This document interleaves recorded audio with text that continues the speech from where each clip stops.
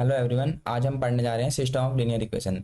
ये भी एक टॉपिक जो है मैट्रिक्स इंडिटरमिनेंट का पार्ट है, बट हम इसको इसलिए आगे पढ़ रहे हैं ताकि हमने पहले मैट्रिक्स इंडिटरमिनेंट पढ़ लिया एंड अब लीनियर इक्वेशन पढ़ेंगे तो और हमें ज़्यादा अच्छे से समझ आएगा।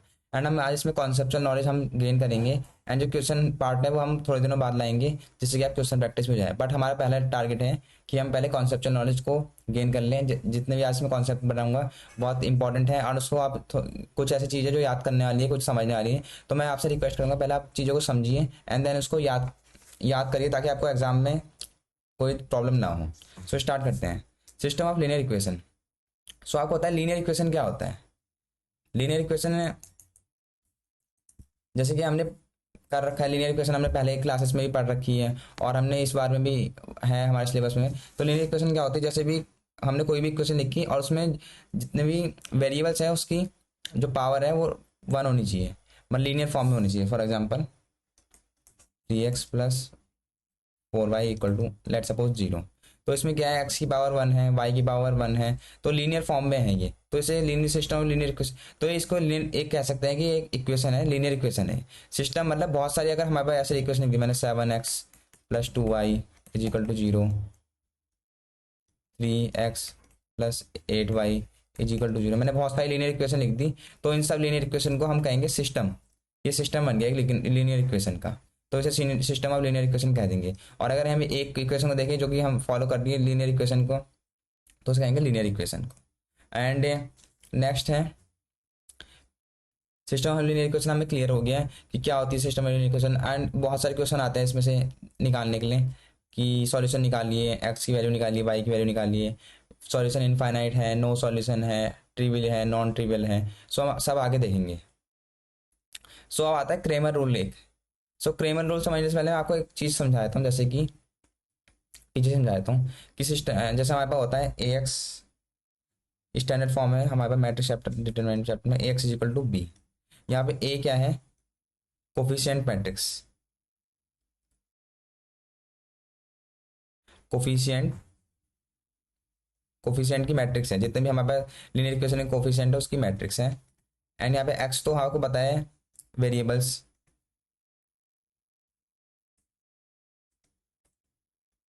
एंड बी हमारे सब कोई भी नंबर्स हैं या जीरो भी हो सकता है, वो देखेंगे हम आगे। So X equal to, for example मैं जैसे इसका एग्जाम्पल दे रहा हूँ, ऊपर वाले जो एग्जाम्पल है इस वाले एग्जाम्पल का, जैसे ये एग्जाम्पल है हमारे पास, तो इसका मैं दे रहा हूँ ए एक्स इक्वल टू बी के फॉर्म में लिख दो। जैसे कि जो भी एक्स के साथ जो कोफिशिएंट है और वाई के साथ जो कोफिशिएंट है वो ए मैट्रिक्स बन जाएगी। मैं दिखाता हूँ आपको कैसे लिखते हैं। 3 4 एंड नेक्स्ट इज 7 2 3 8। तो एक मैट्रिक्स बन गई है, ए मैट्रिक्स कह सकते हैं हम। और एक्स मैट्रिक्स हमारे पास आएगी एक्स एंड वाई की, सिंपल।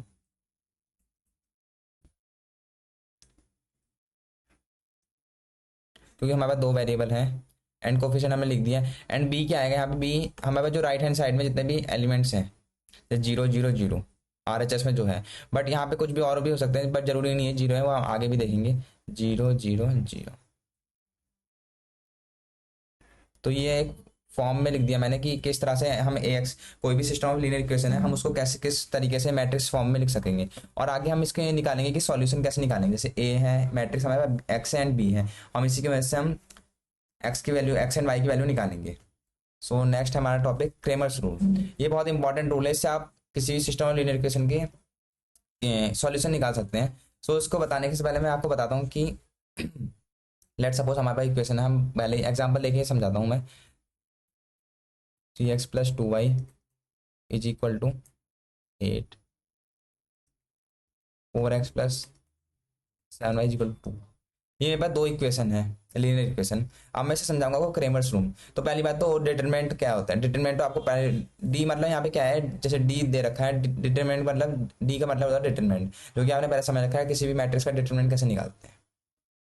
क्लियर है? तो हमें पहले हम ए मैट्रिक्स बनाएंगे जैसे हमने पहले सीखा था, 3 2 4 7।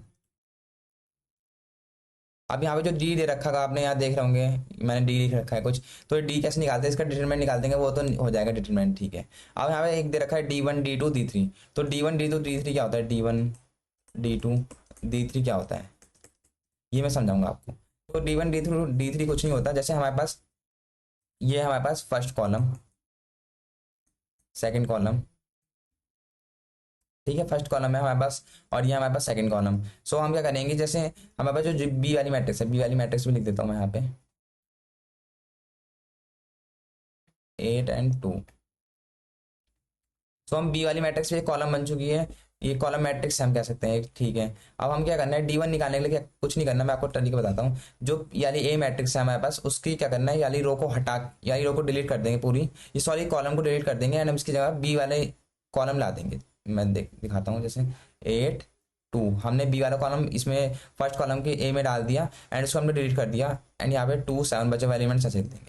तो इससे जो है हमारे पास D1 मैट्रिक्स बन गई। अब D1 इसका डिटरमिनेंट निकालेंगे, उसकी वैल्यू होगी D1, जो डिटरमिनेंट की वैल्यू आएगी वो D1 की वैल्यू हो जाएगी, सिंपल।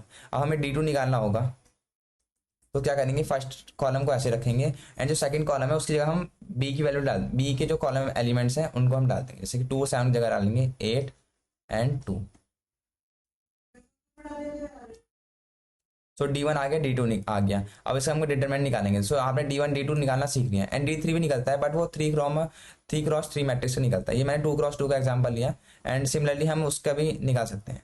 सो अब हम यहाँ पे आते हैं, हमारे क्रेमर रूल क्या कहता है, जैसे क्रेमर रूल कहता है, हम पहले जैसे हमने कोई भी मैट्रिक्स से डी निकाल दिया, सपोज करो डी निकाल लिया, सपोज करते हैं हम ए कहते हैं उसे।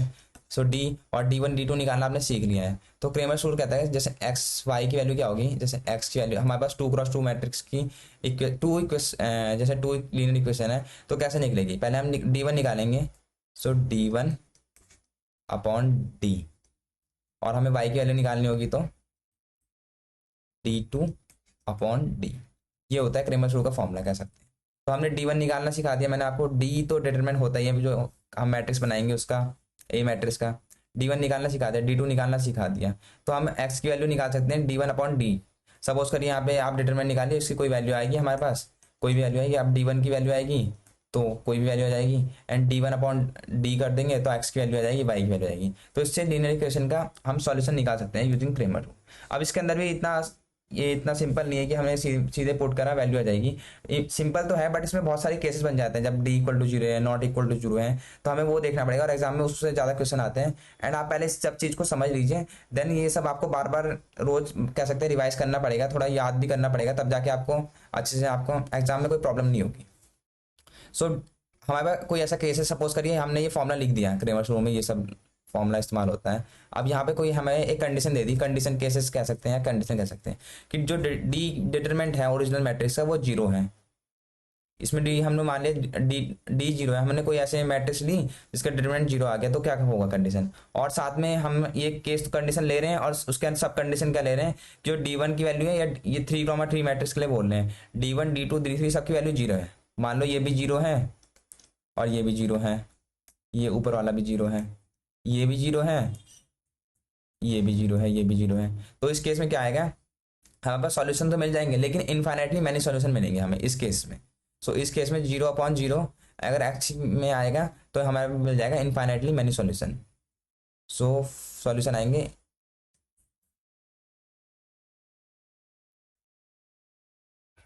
Infinitely solution.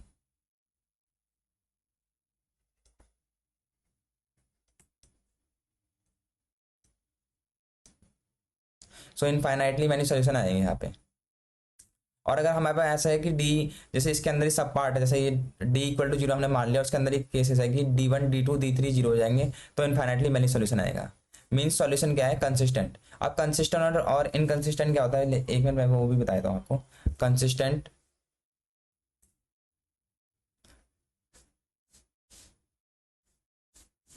कंसिस्टेंट का मतलब है अगर किसी भी लीनियर इक्वेशन के सॉल्यूशन है, तो सॉल्यूशन है अगर, तो उसे कहेंगे कंसिस्टेंट, कंसिस्टेंट इक्वेशन कहेंगे। सॉल्यूशन एग्जिस्ट करते हैं और सॉल्यूशन एग्जिस्ट नहीं करेंगे तो हम कहेंगे इनकंसिस्टेंट। सिंपल आ जाता, आपको कहना का कोई सी भी इक्वेशन के सॉल्यूशन है तो हम उसे कहेंगे कंसिस्टेंट है, और नहीं है तो इनकंसिस्टेंट। तो मैंने बता दिया इस केस में क्या होगा, अगर D0 हमने मान रखा है, ऊपर के एलिमेंट भी 0 हो जाएंगे, D1 भी 0 आएगा, D2 भी 0 आएगा, तो इनफाइनाइटली मैनी सॉल्यूशन मिल जाएगा। और हमारे पास क्या है, D=0 दे रखा है और हमें क्या बोल रखा है कि कोई भी एक एलिमेंट है जो DI, हम वो सपोज करें DI मतलब D1 है या D2 है, वो नॉट इक्वल टू 0 है। तो इस केस में क्या आ जाएगा, जैसे ये तो 0 है इक्वल टू, ये 0 है D डिटरमिनेंट, बट ये नॉट 0 है, मतलब कोई भी 2 4 6 आएगा, जैसे 2/0 आएगा। तो इस केस में क्या है, नो सॉल्यूशन, नो सॉल्यूशन, हमें कोई भी सॉल्यूशन मिलेगा। ये सब चीज़ें आपको एक बार समझनी पड़ेगी जैसे मैं समझा रहा हूँ, बट उसके बाद याद करेंगे तो फिर याद करना, रिवाइज करेंगे तो फिर बाद में याद हो जाएगी अब यहाँ पे चीज़ें। तो नो सॉल्यूशन है, तो इसमें क्या है, इनकन्सिस्टेंट है। मैंने आपको पहले बताया था, समझाया था कि सॉल्यूशन का इक्वेशन होगा, सॉल्यूशन होगा तो कंसिस्टेंट, सॉल्यूशन नहीं होगा तो इनकन्सिस्टेंट। तो हम कह सकते हैं कि इनकन्सिस्टेंट है।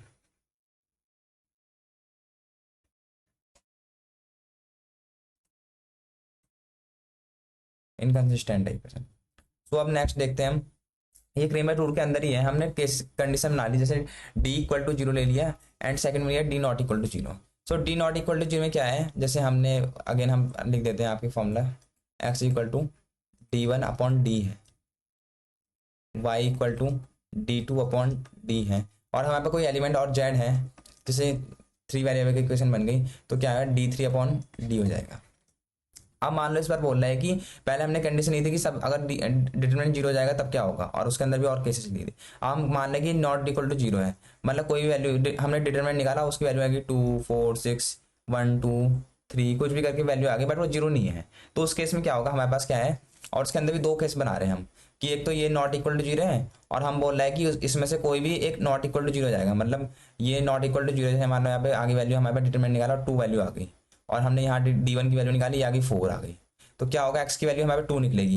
ये बोल रहा है कोई भी एक अगर D one D two D three not equal to zero है, हमने मान लिया D one not equal to zero है, तो 4 वैल्यू आ गई है। सपोज कर लिया कोई ऐसी इक्वेशन बनाई इसकी 4 वैल्यू आ गई, नीचे 2 आ गई, तो एक्स की वैल्यू आगे 2 आ जाएगी, ऐसे तो एक्स की वैल्यू 2 आ जाएगी, एक्स की वैल्यू मतलब क्या है कि इस कंडीशन में अगर डी नीचे का D not equal to zero है और ऊपर में कोई कोई भी नॉट इक्वल टू जीरो बन जाता है, तो यूनिक सॉल्यूशन मिल जाता है। तो इसमें क्या मिलेगा, हमें एक यूनिक सॉल्यूशन मिल जाएगा कोई ना कोई। तो मैंने आपको दिखा भी दिया ऊपर सॉल्व करके कि कैसे, अगर अब कोई भी वैल्यू आ जाएगी 4 आ गई नीचे और 2 आ गई, सो कुछ ना कुछ सॉल्यूशन तो मिलेगा, तो उस हम सॉल्यूशन कहेंगे यूनिक सॉल्यूशन, हमारे पास यूनिक सॉल्यूशन मिल गया है इक्वेशन का।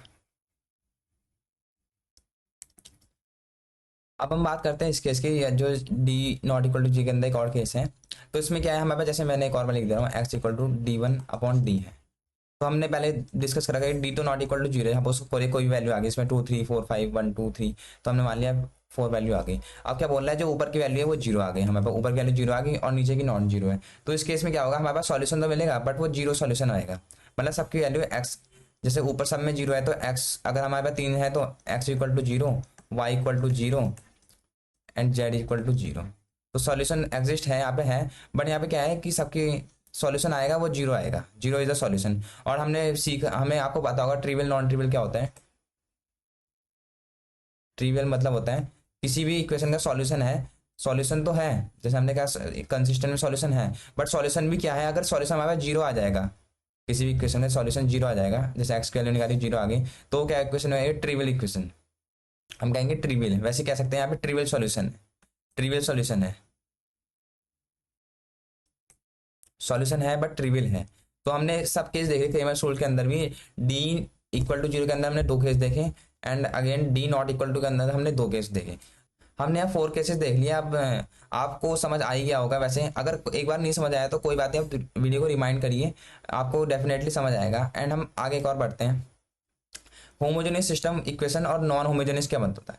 मान लो मेरे पास वही इक्वेशन थी, मैंने कहा था A X is equal to B, but B की जगह क्या हो, जीरो आ जाएगा, बी की वैल्यू जीरो आ जाएगा, तो हम उससे कहेंगे कि होमोजेनियस सिस्टम है। मान लो हमारे पास example 2x plus 3y is equal to zero है, 4x plus 7y is equal to zero है, तो हमारे पास ये बन तो गई A X equal to zero वाली फॉर्म में बन गई, मतलब देखो आप बी वाले एलिमेंट्स है वो जीरो आएगा, तो होमोजेनियस इक्वेशन है। एंड सेम अगर यहाँ पे A X is equal to not zero है, मतलब कोई भी बी की वैल्यू है, जैसे 3x plus 4y is equal to 7 है, 2x plus 10y is equal to 8 है, तो यहाँ पे ये क्या है, 7 और 8 क्या है, ये कोई एलिमेंट, ये नॉन जीरो नंबर है, तो नॉन होमोजेनियस इक्वेशन बन गई।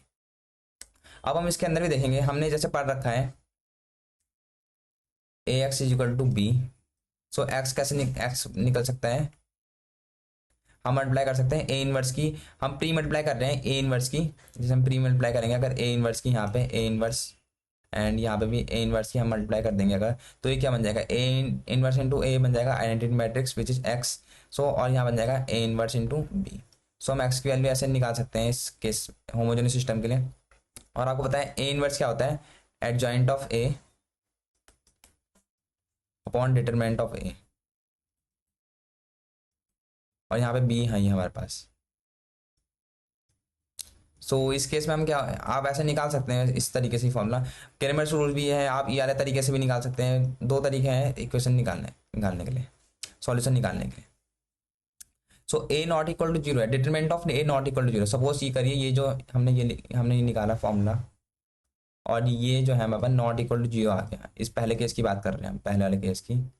तो इसमें क्या होगा, determinant not equal to zero है and A X equal to zero है, मतलब बी वाले एलिमेंट सब जीरो है एंड यहाँ पे नॉट जीरो है। एंड सपोज करिए यहाँ पे एक्स की वैल्यू निकालनी हो, बट बी हमें देखना पड़ेगा होमोजेनियस में जीरो जीरो है, इसमें बी मैट्रिक्स में जीरो जीरो है। सो अगर हम देखेंगे इसमें, तो यहाँ पे बन जाएगा एक्स इक्वल टू जीरो आ जाएगी हमारी वैल्यू, बिकॉज आप अगर एडजॉइंट निकालेंगे determinant not equal to zero है, यहाँ पे कोई नॉन जीरो नंबर आएगा। बट अगर आप उसको इस मैट्रिक्स से मल्टीप्लाई करेंगे, जो जीरो जीरो है बट वो जीरो सोल्यूशन दे देगी, मतलब एक्स और वाई की वैल्यू, अगर हमें दो इक्वेशन है, एक्स और वाई की वैल्यू हमें जीरो आ जाएगी, मतलब बड़े एक्स की वैल्यू सीधे सीधे कहें तो जीरो है, और उसके अंदर एक्स वाई जेड जो भी है वो फिर देख सकते हैं, एक्स का वाई इक्वल टू जीरो हो जाएगा फिर अगेन। सो इसमें क्या है, सॉल्यूशन तो है बट वो ट्रिवियल सॉल्यूशन है एंड वो ट्रिवियल है। ट्रिवियल सॉल्यूशन मतलब जीरो ही सॉल्यूशन है उसका। अब मान लो इस सेकंड केस की हम बात कर रहे हैं, जिसमें determinant of A is equal to zero हो जाएगा। मान लो determinant of A equal to zero है, और ये जीरो है, और यहाँ पे भी हमें दे रखी है जीरो मैट्रिक्स है। तो यहाँ पे इस वाले केस में क्या होगा, इनफाइनाइटली मैनी सॉल्यूशन हो जाएंगे। इस केस में सॉल्यूशन होंगे एंड वो हो जाएंगे इनफाइनाइटली मैनी सॉल्यूशन, बहुत सारे सॉल्यूशन आएंगे।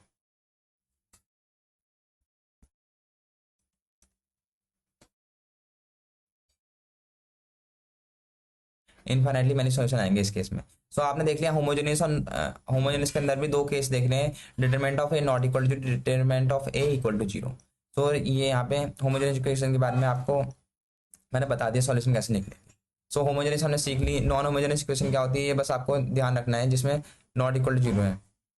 एंड हमने इसके लिए भी सीख लिया नॉन होमोजेनियस के लिए किस तरह से हम क्रेमर्स रूल का इस्तेमाल करके हम इक्वेशन के सॉल्यूशन निकाल सकते हैं, and with the help of that this formula also, ये वाले फॉर्मूला की वजह से भी हम निकाल सकते हैं इक्वेशन के सॉल्यूशन। एंड हमने क्रेमर रूल देखा, and system of linear equation हमने समझा क्या है। एंड इसके क्वेश्चन आते हैं बहुत सारे, जैसे इसमें, जैसे यहाँ पे आ जाएगा ए बी सी दे देगा कोई भी नंबर, एंड उसमें वैल्यू निकालनी होगी। इसमें बता रखा होगा, जैसे केस दे दिया होगा कि डी इक्वल टू, जैसे डी इक्वल टू जीरो है एंड उसमें इनफाइनाइटली मैनी सॉल्यूशन है, तो आपको वही लगाना पड़ेगा आपको कि इसका मतलब ये आपको याद रखना पड़ेगा कि कौन से केस में क्या है। एंड उसकी वजह से आप जब मान लो D one equal to zero है, तो आपको पता है इनफाइनाइट मैनी केस में D one equal to zero है, एंड उसको अगर D one equal to zero put करेंगे तो आपको ए बी सी जो भी पूछ रहा होगा उसकी वैल्यू निकल जाएगी। एंड हम आगे क्वेश्चन करेंगे थोड़ा आने वाली वीडियोस में। एंड आज के लिए इतना ही, थैंक यू।